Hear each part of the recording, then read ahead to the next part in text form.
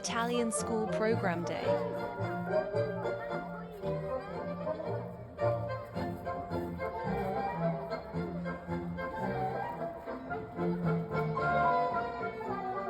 আসসালামু আলাইকুম। নতুন একটি ভিডিও দেখার জন্য আমন্ত্রণ জানাচ্ছি। দিনটি ছিল অনেক বেশি স্পেশাল আমার জন্য।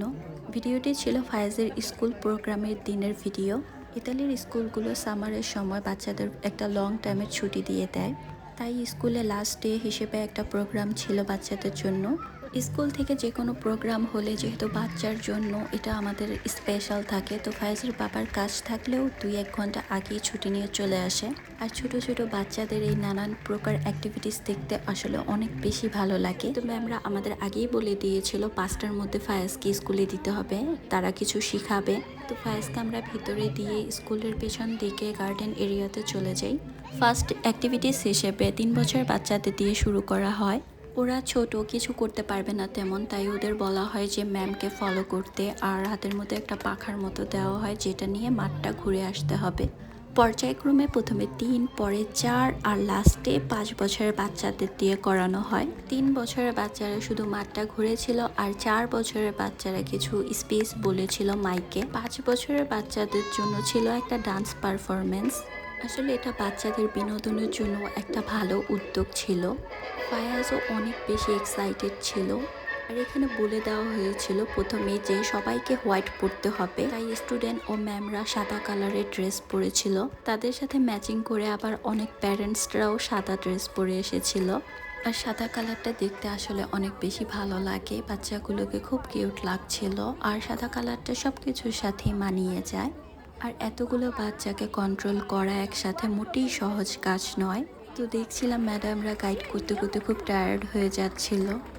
আর আমি যতবার ইটালিয়ানদের প্রোগ্রামগুলোতে গিয়েছি, ওরা অনেক বেশি গুছানো, সুন্দর, সবকিছু সুন্দরভাবে করতে পছন্দ করে। তো এখানে বাচ্চাদেরও এত সুন্দরভাবে গাইড করেছে, সব বাচ্চারা খুব সুন্দরভাবে পারফরমেন্স করেছে। 5 বছরের বাচ্চাগুলোকে দেখে আমার একদম সিন্ডারেলা কার্টুনের কথা মনে পড়ে যাচ্ছিল। মিউজিক, কস্টিউম সবকিছু মিলিয়ে যেন কার্টুনের মতো লাগছিল। বাচ্চাদের ডান্স পারফরমেন্সটা একদম একটা রাজকীয় নাচের মতো লাগছিল। আর বাচ্চাদের পারফরমেন্স শেষ হওয়ার পর বড়রাও নেচেছিল।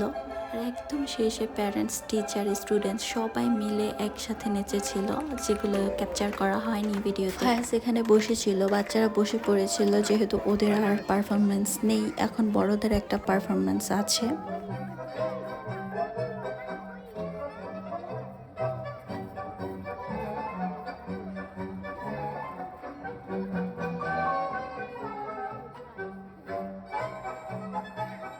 স্কুলের পাশে একটা স্পেস রাখা হয়েছিল যেখানে রয়্যাল কস্টিউমগুলো পরে বাচ্চাদের ছবি তুলে দেওয়া হচ্ছিল।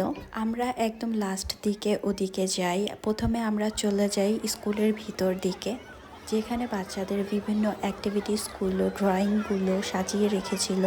তো ফায়েজকে ওর বাবা জিজ্ঞেস করছিল, তোমারটা কোথায়, তুমি কোনটা আর্ট করেছো? ফায়েজ বলতে পারছিল না, অন্যদেরটা দেখাচ্ছিল, আর যার যারটা তার নাম লেখা আছে। তো আমরা ফায়াজের ড্রয়িংটা খুঁজে পাই, ওইটার মধ্যে লেখা ছিল ফায়াজ। তারপর ফায়াজকে নিয়ে আমরা ছবি তুলতে চলে যাই। তো আমি বলছিলাম ফায়াজ ছবি তুলবে না কিছুতেই, সে এগুলো পছন্দ করে না। তো ভালোই হয়েছে যে তার ম্যামই তাকে ডাক দিয়েছে, ফায়াজ আসো ছবি তুলে দেই। সে আবার ম্যামদের কথা বরাবরই শুনে। মেয়ে বাচ্চাগুলো কি কিউট, আর কি সুন্দর ছবি তোলার জন্য পোজ দেয়। ছেলেগুলো এমনই হয়, ছবি তুলতে চায় না। আশা করি ভিডিওটি ভালো লেগেছে, এখানেই শেষ করছি। আল্লাহ হাফেজ।